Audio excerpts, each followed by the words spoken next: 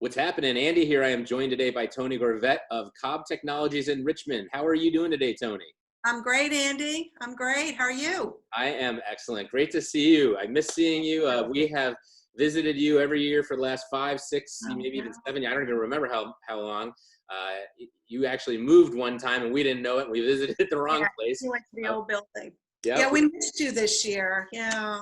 we always come through with our visit during that Jillian ride that we do, and you guys are such gracious hosts, and give us a nice breakfast every year. And I'm missing my Chick-fil-A, I can tell you that.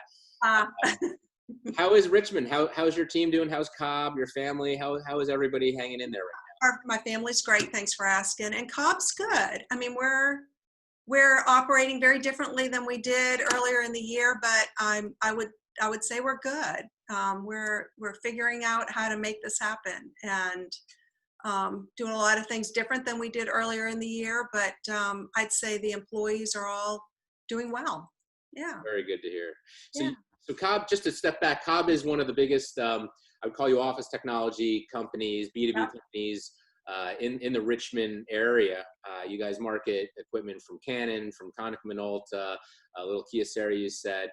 You also have an IT side of the house. Is that right? We do. Yeah, we do that, and we do that through collaborants. So we've had that for a number of years, and we also have a solutions group that does, your uniFLOW, your M-Files, paper cut, that type of thing. So, we've got all the silos full. Well, you've got some of the main brands out there, some of the definitely more popular brands, and I'm wondering, how's it been going? You're an outside sales force kind of company. Your people are typically banging on doors, walking into offices. That's all obviously changed. And first of all, how's Richmond? Where are you with the opening? And are people still at home? Are people in your offices? I'm assuming you're at your office now. Yeah, Virginia as a whole, we just started phase 2. So a couple of weeks ago, 3 weeks ago or so, we went into phase 1. So business are just starting to crawl back into the office. We haven't seen a lot of that yet. And what does Cobb look like? We put a little video out there last week, kind of showing our empty office, because most of our employees are home. Technicians obviously are in the field, and if there's a call, they're running the call, but everybody else is pretty much working from home. There's a handful of us here in the office. We've got a few warehouse folks. So if we do sell something, we've got folks that can set it up and get it out. All those functions are still there. Most employees are home. So we did that early on when this whole thing first started. I was the one who said, oh, we can't have people work from home. And then in 48 hours, everybody was home. You figure out what you need to do and you make it happen. So, and we're still operating like that. We have not started a back to work strategy here yet. I've got salespeople that float in and out. I've got a customer right up in the showroom right now, which is super exciting. Yeah. To get somebody in here, but that happens periodically. But it's empty here. So you have everyone working at home. The sales force you mentioned when I chatted with you earlier, and you guys had to do a little bit of furloughing at the beginning, but everyone's back now, as I understand. Yes, everybody's back. We did a lot of furloughing. I mean, when we first started, we wanted everybody in the entire organization to share. Right, everybody was going to contribute somehow. So if you were an employee that worked in a particular area, you may be furloughed, 1 week occasionally. If you were in management and kind of in a critical role where you needed to be here full time, then you took a reduction, but we brought everybody back. Doesn't mean our workload's gotten to the point where we really have enough work for everybody, but we're getting there. Every week we have a tick up in all of the matrix that we measure, but we brought everybody back about 2 weeks ago. That's awesome news. So your vendors, we mentioned them earlier. How have they been? What's the support been like? I know I've heard good things from them, but you're the one dealing with it. So what has their reaction been like? I know they have, a lot of their own problems right now. I think the vendors have stepped up, at least as far as I'm concerned. They have been understanding. We're not moving at the pace we were earlier in the year. And I think, and you look at like Konica, they just started the fiscal year when all this happened. No. But they've really stepped up and tried to be helpful. They're not really, they're trying to navigate this the same way we are. And what I see them doing is putting out lots of content, right? Lots of information and lots of webinars, because all of a sudden your sales reps were out in the field and now they're home and they're, at their dining room table. So how can you keep the momentum going with them, particularly for your younger reps? So I see a lot of the manufacturers putting a lot of webinars out there, a lot of training out there, which we participated in. And it's been helpful to keep reps engaged, but keep them learning. So I've been pretty pleased with both of our main players, Canon and Konica. Yeah. Nice. So good segue. The training, I'm sure, Yeah. based on the calls and like this the interviews I've done earlier with some others, that seems to be a big part of the day for salespeople, service people. Just what is the average salesperson doing all day long now? What do your people do? They used to come in and they would come in, probably have a meeting, and then you get them all motivated. What are you guys doing, and what's their day look like now? Yeah. All of our departments across the organization have what we call now a morning huddle, right? So we have a morning Teams huddle. So whatever sales team you're on in the morning, 8:30, you're having a morning Zoom huddle with your teammates and your manager. And really that's to get things going. Get everybody up, get everybody out of bed, Yep. Get them ready for work. And we've tried to focus on different training. I was on one this morning before I got on with you, and they were doing role playing. They were doing, in a closing conversation with a customer, they'd have 9 or 10 people on there, and they would put them in teams and they do role playing on there. And we try and mix it up. So you have some tenured folks on that call, and you've got some newer reps on the call, which they don't have the luxury of that one-on-one training, right, in the office. So we've done a lot of that. Then the reps are doing email blast campaigns. They're calling customers. They're sending videos. We've done a lot of video training.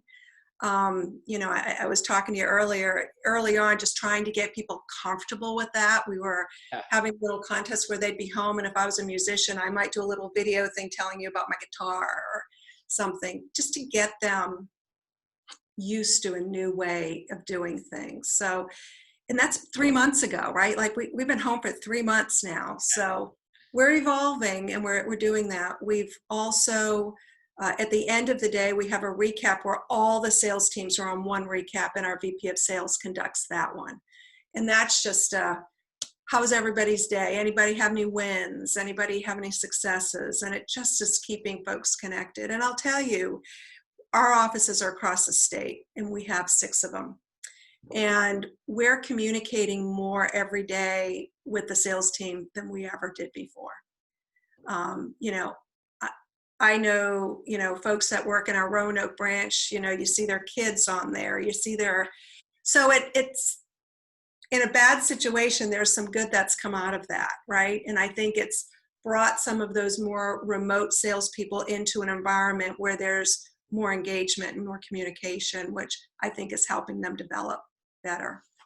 Well, it certainly makes people at the smaller offices and the outskirts maybe feel like they're part of this big family, this big team, not just running. Yeah. Because if you're working every day with 2 or 3 people, you kind of get this mentality that you're at a much smaller organization, when you guys are clearly, a much larger organization. I've been hearing actually with the cold calling that, some people on these calls have mentioned they've had a lot of success right now, just because all the gatekeepers are home, right? Yeah. So this is something that we hadn't expected, and it's not, it's hard because you can't just walk into an office anymore, and that's the style a lot of people really in our world succeed at, because it's, a lot of people are just so personable. But just to be able to pick up the phone and have that owner, at a majority of customers answer it, it's got to be opening some doors that maybe didn't exist before, Yeah, and customers want to talk. I mean, if you can get them on the phone and you start asking them, what is it doing? Yeah. What is it like? People want to talk about that because it's relevant. And a lot of them are experiencing pain, and a lot of them are trying to figure it out. So it does lend some strong conversation, which obviously a lot of those topics help us because we have solutions that can help them with those. Oh yeah. So yeah. Now you guys are, you know, your salespeople are just like every other sales team. Like the level of competition between these people, that's why you have them. Yeah. What are you doing to keep that fire burning inside them when, you know, you don't have that board up there with the names on it right now in front of everybody because, you know, everyone's world is rocked a little bit, but how do you keep that fire going inside your reps? Well, that's why we're doing our morning huddles and our afternoon recaps. And very frequently afternoon recaps are followed by afternoon happy hour, right? Virtual happy hour. So, but every little thing that you can find that you can celebrate and you can recognize, I mean, things that we wouldn't normally identify as a win, they're wins now. Yeah. Every step that you can make in that process of trying to engage a customer is a win. So we do a lot of recognition that way. You know, I still do. I used to, I hate to say that, we historically have done a monthly meet and greet. And you've been in our warehouse. We have it in our warehouse and we teams in the branches and everybody has breakfast. And, you know, I do a little update and we celebrate wins and we celebrate successes, not only from the sales standpoint, it could be service, it could just be from the organizational standpoint. And now I do those through Teams. So, you know, I'm doing it and I'm looking at my little row of people, but that's an opportunity still for us to get that message out there. And we also have a platform, it's an app that all the employees have, which, you know, Andy, if you did something that really helped me out, I could go on the app and I could give you some points. Everybody in the company sees that. And I could say, oh, Andy, thanks for whatever. So, and you just got to keep fueling that stuff because it's so critical right now. Well, that's the motivation for most of the people I've known in my sales career, especially back when I was selling. And a lot of those guys are still in this industry and, you know, very, very successful now at higher levels and production specialists and just all sales managers but you know the problem is you've got to keep them motivated, and this something like this where you're home and you don't have a sales manager maybe hanging over you or you don't have your team right in front of you, you know, it's challenging and you know you wonder has it affected people, but you know it sounds like you guys are handling it really well and you're keeping everybody tight and updated and you know, especially just that fire under a salesperson's feet is just, that's what makes them tick. You know, that's what keeps them going. And it's good that you guys are. Yeah. And you got to try and keep it fun. I mean, it's hard. It's hard enough, right? Going out and prospecting, period, is hard. It's the worst part of the job, but some people love it. And but you can change it all now. Now you're in an environment where at your dining room table, or maybe you're in a back bedroom office or something, and you're trying to get through on the phone, or you're trying to email them videos, and you're trying to do all these new things, and you just don't have anybody around you to feed off of, right? Yes. Even if it's coming in the morning and talking about what games, you know, were on the night before, which my team typically does. Now you're alone, so you gotta pull them out and keep them connected. I agree. And that's not just sales. That's our admin team. It's our service team. Every service team has a morning huddle. Yeah.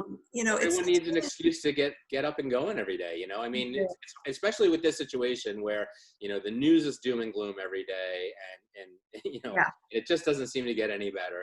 And you wake up and you think, what's going to change today? And so those people that, you know, you get going, you've got a job, you've got a purpose, and you know, whether you've shifted from going to the office and now you're at your desk, or more likely your dining room table, as you said, you know, it's something that really you need that reason to get out of bed, that reason to get fired up. So yeah, we've also started, you know, we've really tried to ramp up our you know, content distribution, so our inbound marketing. So we've got all the reps starting to submit.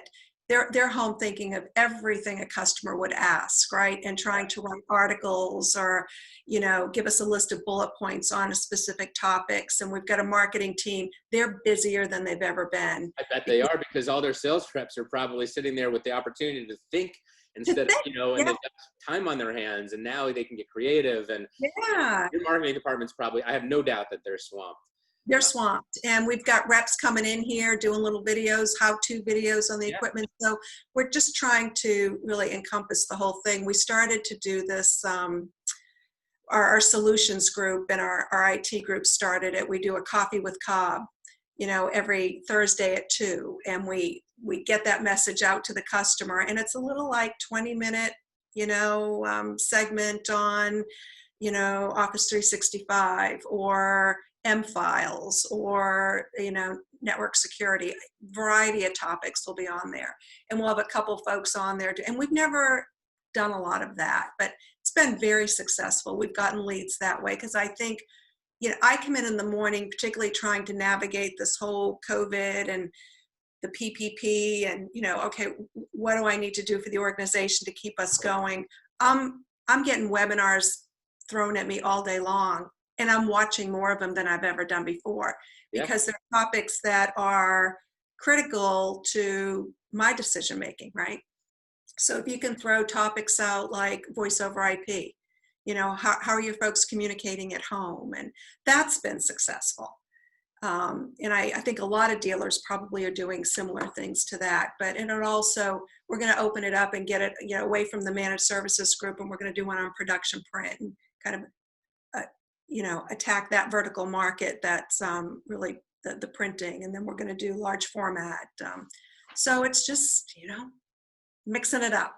Yeah. Well, it sounds like you guys are keeping busy. This has been awesome. I'm glad we at least got to do a Zoom chat. I am missing my Chick-fil-A, but I know it's ready, Andy. Next year. Come see us. Yeah, we're gonna have to switch that up too. Yes, back, and I can't wait to see you guys again. I do miss you. Any last shout outs, goodbyes, anything you want to say before we wrap up? No, I just hope everybody out there in the industry's kicking along and doing great. I miss seeing everyone. I've taken one trip this year, and like you, we normally travel a lot, and we're able to get together as a group a lot and share best practices and have those conversations, which really, even CDA I'm a member of, and we meet frequently.